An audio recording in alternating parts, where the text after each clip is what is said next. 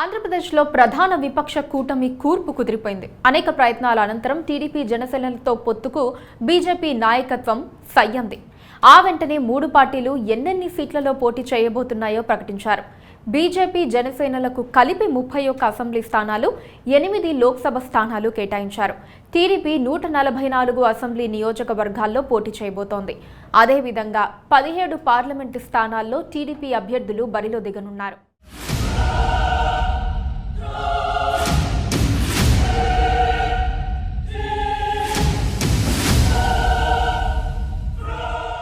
చంద్రబాబు నాయుడు తాను అనుకున్నది సాధించారు. బీజేపీతో పొత్తు పెట్టుకుని తీరాలనుకున్న చంద్రబాబు ఏడాదిగా చాలా తెలివిగా పావులు కదుపుతూనే ఉన్నారు. పవన్ కళ్యాణ్ను బీజేపీ నేతలతో మాట్లాడిస్తూ సానుకూల వాతావరణం కొనసాగేలా చేసుకున్నారు. చివరకు తన ఆకాంక్ష మేరకే టీడీపీ, బీజేపీ, జనసేనల మధ్య పొత్తు కుదుర్చుకున్నారు. అయితే ఇందులో జనసేనాని పవన్ కళ్యాణ్ కూడా కీలక పాత్ర పోషించారనే చెప్పాలి. ఎమ్మెల్యేగా కూడా గెలవలేకపోయినా తానే టీడీపీ, బీజేపీల మధ్య పొత్తు కుదిరేలా చేయగలిగానని పవన్ అందుకే అంటున్నారు. పొత్తు ఖాయం కాగానే బీజేపీ నాయకత్వం 2 జాతీయ నేతలను చంద్రబాబు నివాసానికి పంపింది. వారితో పాటు పవన్ కళ్యాణ్తో భేటీ అయిన చంద్రబాబు నాయుడు 3 పార్టీలకు ఎన్నెన్ని సీట్లు కేటాయించాలో వివరించారు. బీజేపీకి 8 అసెంబ్లీ స్థానాలని అనుకున్నారు. అయితే కనీసం 2 అంకెల సీట్లైనా లేకపోతే క్యాడర్ అసంతృప్తికి లోనయ్యే అవకాశాలున్నాయని కమలనాథులు చెప్పడంతో బీజేపీకి 10 స్థానాలు కేటాయించారు. జనసేనకు మొన్న ఇచ్చిన 24 స్థానాల్లో 3ంటికి కోత పెట్టి 21 సీట్లు ఇచ్చారు. 3 లోక్సభ స్థానాల్లో 1 తగ్గించి బీజేపీకి ఇచ్చారు. టీడీపీ 144 అసెంబ్లీ స్థానాలు, 17 లోక్సభ స్థానాల్లో పోటీ చేయబోతోంది. బీజేపీకి అనకాపల్లి, విజయనగరం, విశాఖపట్నం, అరకు, రాజమండ్రి, నరసాపురం లోక్సభ స్థానాలు కేటాయించారు.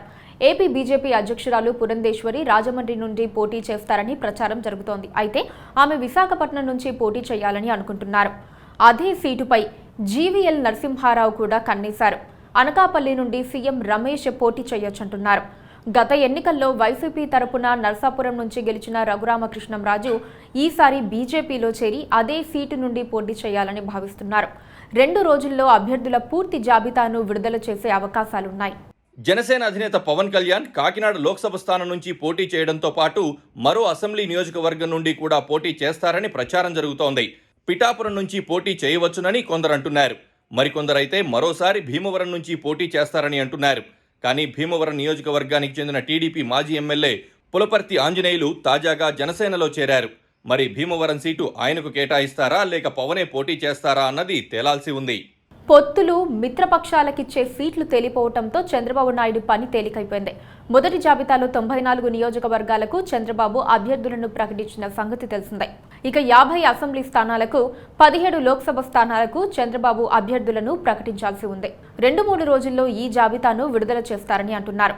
ఎన్నికల నగారా మోగటంతో ప్రచార బరిలో విస్తృతంగా పాల్గొనాలని కూటమి నేతలు భావిస్తున్నారు. వైసీపీని ఓడించడానికి తాము సిద్ధంగా ఉన్నామని వారంటున్నారు.